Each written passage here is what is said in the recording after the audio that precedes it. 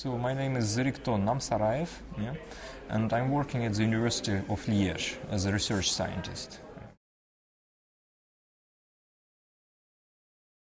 I'm doing microbiology, so I study cyanobacteria. It's photosynthetic bacteria, and in Antarctica there is no plants, like here in Belgium, no trees, and there are only two species of grass, so they're very small, but they're only in the maritime Antarctica. In the places where we work, there is only bacteria. I mean, on the cyanobacterial crusts or lichens or some other microorganisms, and there are some small mosses also. So we study the biodiversity of these small creatures. It's our project BELDIVA.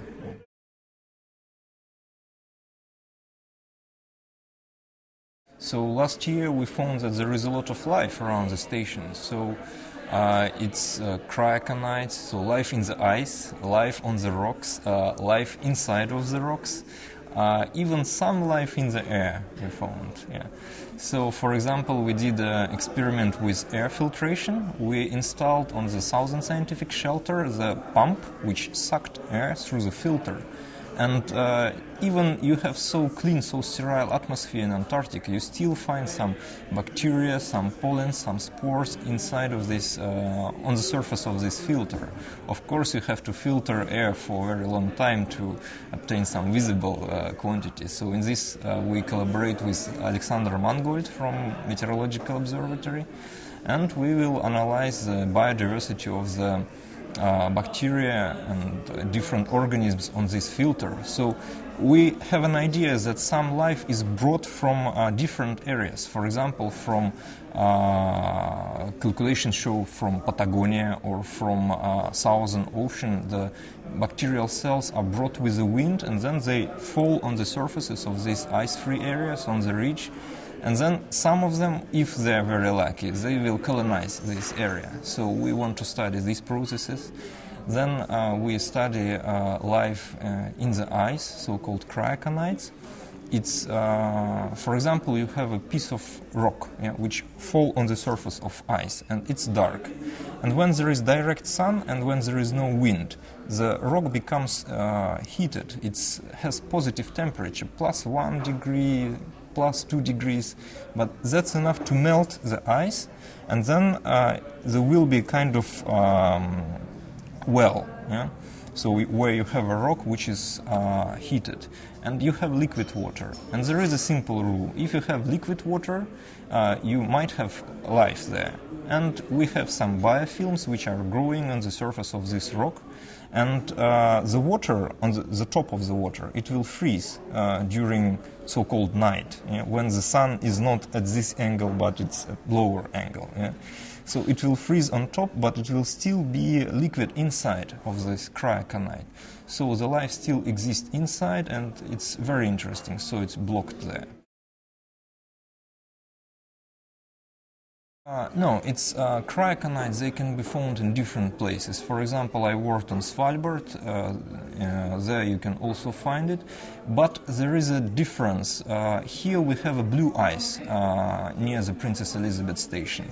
So it means that it's very cold and it's very dense ice. And these types of cryocanites, they're mostly found near the end of the glacier, near the deglaciation zone.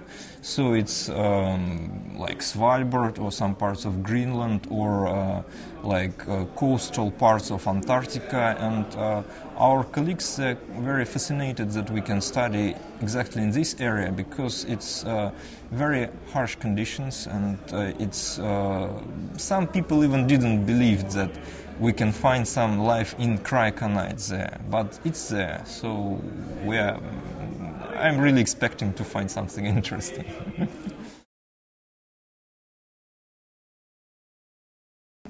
For example, the day when we go to drill cryocanites with David, so we get up in the morning around 7 something. We have we have a breakfast, and then around 9 o'clock we meet up together.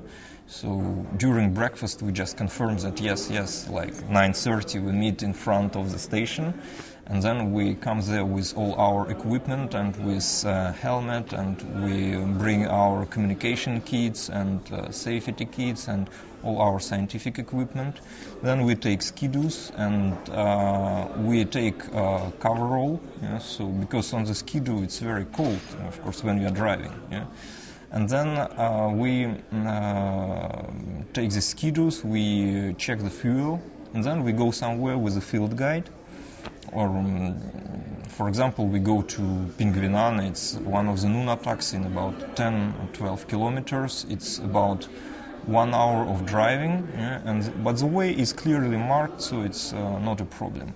We come to the place, and then we find place which could be interesting for us. We leave our skidoos on the place, and then we go around just by foot. We find some cyanobacterial crusts or some other things, and then we sample, we do analysis, or we install some equipment. So we have some lunch there in the field, so we take, of course, our thermoses and some sandwiches in the morning, what I forgot, after the breakfast. And then we have this breakfast, then we continue to work, and then we come back to the station, and then we have dinner, and yeah, we can, and that's it. Yeah, the night starts, so we go to sleep. So it's normal day. Yeah. Normally we take very small samples and bring it here to Belgium, because we need to analyze them, and also there is not a lot of biomass, so there is not a lot of things which we can take for analysis, because if we'll take a lot, of course nothing will stay. Yeah? It will not grow until the next season. Yeah? So we take very, very small pieces like this, yeah, and we freeze them, yeah, and then we bring it here frozen, and then we analyze it here. Oh, it's we have quite long-term studies there.